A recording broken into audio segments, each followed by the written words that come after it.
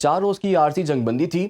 کیا ہم یہ امید رکھیں کہ یہ عارضی جنگ بندی اب مستقل جنگ بندی میں تبدیل ہو جائے گی؟ آثار بہت کم نظر آ رہے ہیں، بلکہ نہ ہونے کے برابر یہ نظر آ رہے ہیں، کیونکہ اسرائیل کی طرف سے تو بالکل واضح انداز میں یہ کہہ دیا گیا ہے، اس کے پرائم منسٹر کی طرف سے اسرائیل کے اور ڈیفنس کے جو اسپوکس مین ہیں ان کی طرف سے بھی بالکل واضح کہہ دیا گیا ہے کہ ان 4 دنوں میں ہم مزید بھرپور تیاری کریں گے اور 4 دنوں کے بعد بھرپور طریقے سے دوبارہ غزہ پر آپریشن شروع ہو جائے گا، مطلب غزہ پر حملہ شروع ہو جائے گا۔ تو لہٰذا جب اتنی چیزیں بالکل واضح کر کے بتا دی گئی ہیں تو اس سے تو بالکل یہی معلوم ہوتا ہے کہ ایسا نہیں ہوگا اور یہ جنگ و جدل جاری رہے گا۔ کب تک جاری رہے گا اس کا اندازہ کیا جا سکتا ہے، لیکن اس کا کوئی حتمی طور پر نہیں بتایا جا سکتا ہے۔ اندازہ یوں اس کا کیا جا سکتا ہے کہ اس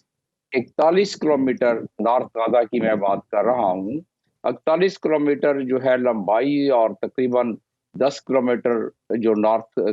ٹوٹل جو یہ غزہ کا ٹکڑا ہے اس میں سے جو نارتھ غزہ ہے 10 کلومیٹر کے قریب ہے، اس پر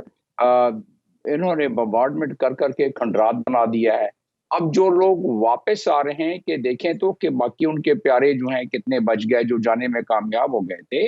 اور جو ڈسپلیس ہو گئے تھے 17 لاکھ افراد جن کو بے گھر کر دیا تھا۔ جی بعد اندازہ یہ ہوا کہ یہ 17 لاکھ افراد بے گھر ہونے کے بعد جب غزہ میں پہنچ گئے تو غزہ سے جب نکل گئے باہر اور ادھر سے جب ان کو کہا گیا کہ آپ کسی صورت میں بھی غزہ کو چھوڑ دو، اور غزہ کو چھوڑنے کے بعد ان پہ جاتے جاتے بمبارڈمنٹ بھی کرتے رہے، تو یہ تمام چیزیں جب انہوں نے دیکھی، اپنا جان ان کی بچی کچھ وہ کام آ گئے، اور واپس جب آ رہے ہیں ابھی تو وہ اپنے دیکھ رہے ہیں کہ ان کھنڈرات میں ان کے پیارے اور ان کے اپنے رشتہ دار کتنے اس وقت کھنڈرات میں ہیں اور کتنے بچ گئے اور کتنے چلے گئے۔ تو اندازہ یہ ہوتا ہے کہ اسرائیل اپنی بھرپور تیاری کے ساتھ دوبارہ بمبارڈمنٹ کرے گا۔ ایک چیز میں بتاتا چلوں جی جو کہ کہیں اور نہیں جس کا ذکر آیا، وہ یہ ہے کہ اتنے مذموم ارادے فلسطینیوں کو دنیا دنگ رہ گئی ہے۔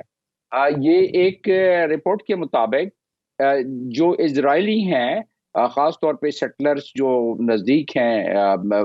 غزہ پٹی کے، ان میں سے تقریباً تمام اسرائیل سے ملا کر 1 لاکھ کے قریب افراد نے امریکہ میں امیگریشن، امریکہ اور کچھ دوسرے ممالک میں امیگریشن کے لیے اپلائی کر دیا ہے، جی مطلب وہ ادھر سے نکلنا چاہتے ہیں۔ اچھا لیکن فلسطینیوں میں سے ابھی تک کوئی بھی سامنے نہیں آیا کہ جس نے اپلائی کیا ہو۔ وہ کہتے ہیں ہماری سرزمین ہم نہیں چھوڑیں گے۔ سر، کیا دنیا کو اس چیز کی ریئلائزیشن ہے کہ جتنی تباہی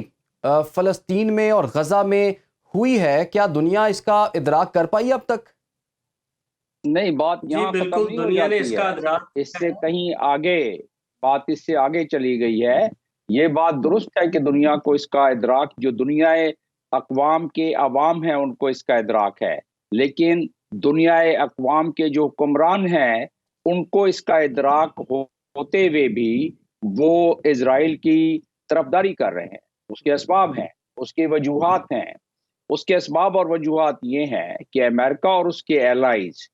سارے کے سارے ایک ایسے تانے بانے میں بنے گئے ہیں جو کہ زائونزم کی پوری ایک جال ہے جس میں یہ جکڑے ہوئے ہیں۔ اس کو میں آپ کو اگلے 20 سیکنڈ میں بتا دیتا ہوں کیسے۔ جی 1897 میں جب کانگریس ہوئی زائونزم کی سوئٹزرلینڈ میں، تو وہاں یہ ڈیسائیڈ کیا گیا کہ اسرائیل بنے گا۔ اسرائیل بننے کے بعد یہ ڈیسائیڈ کیا گیا کہ زائونسٹ یہودی جو ہیں وہ ہر جگہ پھیل جائیں گے اور اپنا انفلوئنس برقرار رکھیں گے، وہ چاہے امریکہ ہو، برطانیہ ہو یا باقی بڑے ممالک ہوں۔ ایسا ہی ہوا، اور آج کانگریس میں امریکہ کے، آج وہاں کے فائنینشیل انسٹیٹیوٹس میں، اور آج وہاں کی میڈیا میں، اور باقی تمام جتنے زیادہ قوی اور امپورٹنٹ جوڈیشری ہے اس تمام کے تمام میں جو زائونسٹ یہودی ہیں وہ اتنا جال بچھا چکے ہیں کہ وہاں پر کوئی بھی فیصلہ اسرائیل کے خلاف نہیں ہو سکتا۔ اور جب امریکہ اور اس کے الائز اسرائیل کے خلاف کوئی فیصلہ نہیں کریں گے، اور جب وہ سیکیورٹی کونسل میں فیصلہ کروانے جائے، اگر کوئی اور ملک چلا جائے جیسے چائنا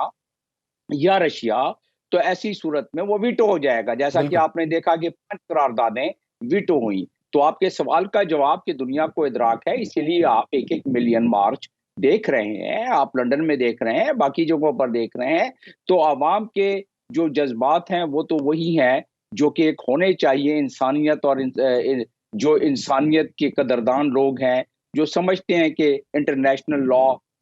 ہیومن رائٹس کیا ہیں۔ لیکن یہ جو 57 ممالک OIC کے ہیں، اس کا بھی یہی صورتحال ہے کہ حکمرانوں کا ایک نظریہ اور وہاں کے عوام کیونکہ ایک اتھارٹیرین گورنمنٹ کو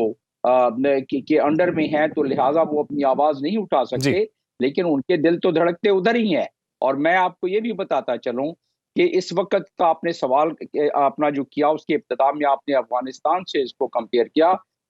یہ درست ہے، لیکن جو نقبہ پہلا نقبہ ہوا تھا 1948 میں، اس میں بھی تو 15,000 فلسطینیوں کی جان لی گئی تھی اور ان کو شہید کیا گیا تھا، اور یہ کوئی نئی بات نہیں۔ اور جب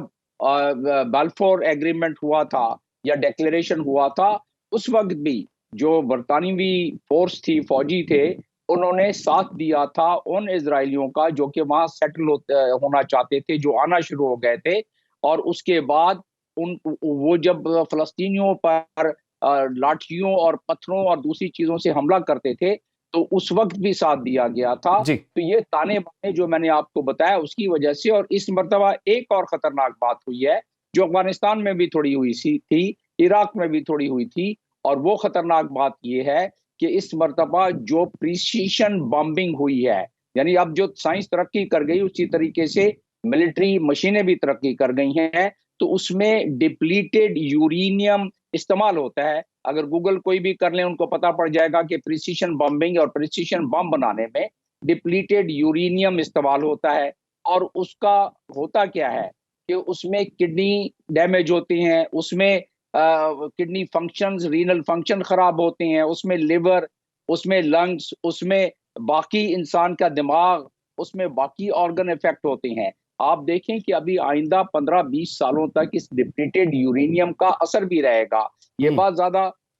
اس سے واقفیت دنیا کو نہیں ہے یا بول نہیں رہے ہیں زیادہ، لیکن اگر اس کی تحقیق کی جائے تو ایسا ہی ہے۔ رائٹ تو لہٰذا اچھا ایک تو چیز یہ رہی۔ بالکل ٹھیک